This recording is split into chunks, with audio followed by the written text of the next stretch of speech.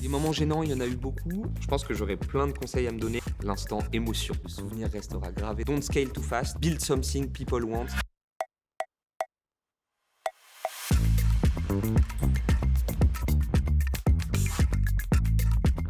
Bonjour à tous, je m'appelle Jean, je suis le CEO de Collective, collective.work, qui est donc une startup que j'ai créée il y a 3 ans avec Exa.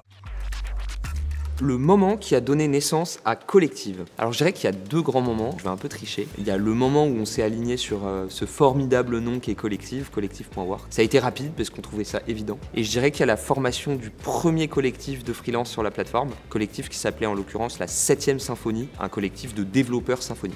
Donc ça a été les 2 grands moments où la vision de Collective s'est vraiment cristallisée, matérialisée. Est-ce que tu as toujours su que tu voulais un jour lancer ta boîte ? Je dirais que ça remonte à mes débuts en école de commerce, à HEC en 2013, où j'ai fait mes premières expériences en start-up et en ventures capital. Ça m'a vraiment fait kiffer. Et donc je me suis dit, un jour ce sera toi, Jean. Puis avant ça, amusant, j'ai été organiste pour des messes de mariage pendant une dizaine d'années. C'était mon business d'étudiant et j'aimais déjà le principe d'aller chercher mes affaires, chercher mon petit business, créer mon petit site internet pour vendre mes services d'organiste. Donc j'avais été déjà un peu entrepreneur avant l'heure. Quelles sont tes forces par rapport à Paul et Vianney, tes cofondateurs, et inversement ? Alors ce qui est intéressant avec Paul et Vianney, c'est qu'on s'entend super bien, on bosse super bien ensemble, et pour autant, on est très complémentaires.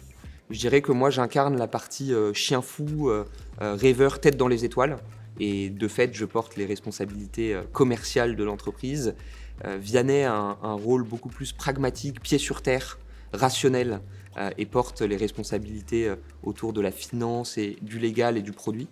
Et Paul, c'est simplement le génie de la tech. C'est la personne qui va faire en sorte qu'on construise un vrai produit innovant, adossé à une vraie technologie. Raconte-nous ton tout premier pitch investisseur. Comment ça s'est passé ? Alors ça s'est très bien passé puisque c'était le fonds avec lequel on a réalisé cette opération, cette levée de fonds. Ça s'est bien passé parce que, on était bien préparé, on avait bien rodé le pitch avec Exa, les équipes. 2, parce que c'est un métier que j'avais aussi expérimenté par le passé, j'avais fait du VC avant ça, donc de l'autre côté. 3, c'était un contexte de marché un petit peu différent. Pour donner un ordre d'idée, la levée a duré 4 jours. Et c'était un moment où on pouvait lever très rapidement des sommes importantes. Donc oui, globalement, ça s'est bien passé. Quel a été le moment le plus gênant pendant une présentation ou une réunion importante ? Alors des moments gênants, il y en a eu beaucoup. Il y en a un qui a été particulièrement gênant. C'était un déjeuner d'affaires avec le directeur de l'innovation d'une assurance de rang mondial. Et j'avais complètement omis ce rendez-vous dans mon agenda. Et donc j'étais en tenue de Casual Friday, petit pantalon en toile, t-shirt blanc et espadrille. Et évidemment, mon interlocuteur était en costard-cravate. Donc il y a eu un léger décalage dans le dress code et c'était, pour ainsi dire, assez gênant.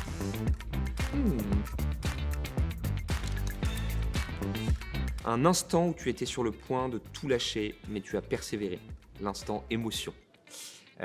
Pour être honnête, c'était assez récent, le 26 décembre 2023. Le souvenir restera gravé dans ma mémoire. On avait eu un mois de décembre assez difficile, des ventes difficiles, des challenges, pas mal de défis. Et ce 26 décembre, ma Head of Sales m'appelle en me disant qu'elle démissionne de Collective pour faire autre chose. Et j'avais beaucoup organisé mes équipes autour d'elle, j'avais beaucoup construit le modèle commercial autour d'elle et ça a été très dur. J'ai pas été sur le point d'abandonner, mais pas loin. Et en fait, j'ai fait de ce challenge une opportunité. J'ai pris le temps de réfléchir un peu à la manière de réorganiser l'entreprise et en fait, on a réussi à s'en sortir par le haut. Comment restes-tu organisé en tant que CEO et cofondateur ? As-tu des conseils de productivité à partager ? Alors l'organisation en tant que CEO et cofondateur, elle évolue pas mal au fil des années, selon qu'on soit 5, 10, 15, 20, 30 personnes, c'est plus tout à fait la même organisation. Néanmoins, il y a des impondérables, des choses qui durent dans le temps.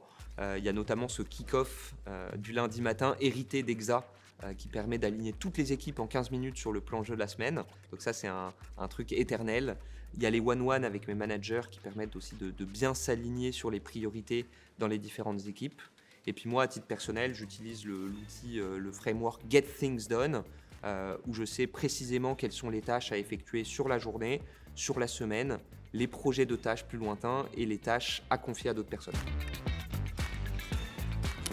Si Collective avait été lancé sans Exa, dans quelle mesure est-ce que tu penses que la boîte serait différente ? Alors je pense que Collective serait une boîte moins efficace, moins bien construite et de fait moins grosse que ce qu'elle est aujourd'hui. Je vois la valeur de l'accompagnement qu'a eu Exa pour le lancement de Collective autour de 3 grandes dimensions.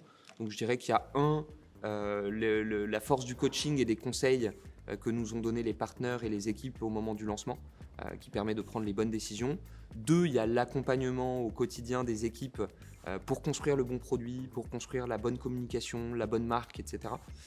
Et 3, il y a la force du réseau, la force de la marque, qui nous a permis d'emblée de recruter les bons talents, d'avoir accès aux bons clients, d'avoir accès aussi à des investisseurs. Et quand on somme tous ces points ensemble, je dirais que oui, Collective a pu aller beaucoup plus vite et devenir directement une boîte significative sur son marché, quand sans Exa, on aurait mis beaucoup plus de temps. Si tu pouvais retourner au début de Collective et te donner un conseil, ce serait quoi ? Je pense que j'aurais plein de conseils à me donner. Si je devais en mentionner un ou deux, ce serait 1, don't scale too fast. Ne cherche pas à accélérer trop vite, mais vraiment construis les choses pas à pas, construis de la valeur. Build something people want, donc vraiment créer le produit le plus désirable possible avant d'essayer de le vendre au plus grand nombre de gens. Et gérer un 3e, c'est rester agile, rester flexible, petite équipe resserrée, small team, mais avec une communauté d'utilisateurs la plus engagée possible. Ce seraient globalement les 3 grands conseils. Rappelle-toi de ton arrivée chez Exa par rapport à ton dernier mois. Comment penses-tu avoir grandi ou changé en tant qu'entrepreneur ? Alors c'était il y a 3 ans, donc j'ai pris de l'âge, et prendre de l'âge, c'est aussi prendre de l'expérience. En 3 ans, il s'est passé plein de choses. Il y a eu du recrutement, il y a eu de la levée de fonds, il y a eu des relations presse, du marketing, des ventes, pas mal de choses. Et donc je pense avoir gagné simplement en expérience. 2, en leadership, capacité à fédérer des équipes, à organiser des équipes, à animer, motiver ce collectif qui est collective.work. Et 3, un autre apprentissage que je trouve pas anodin et que j'invite tout futur entrepreneur à garder dans un coin de la tête, c'est cette fameuse vitamine N, la capacité à savoir dire non pour se concentrer sur ce qui est important, sur ce qui est essentiel pour la boîte. Merci.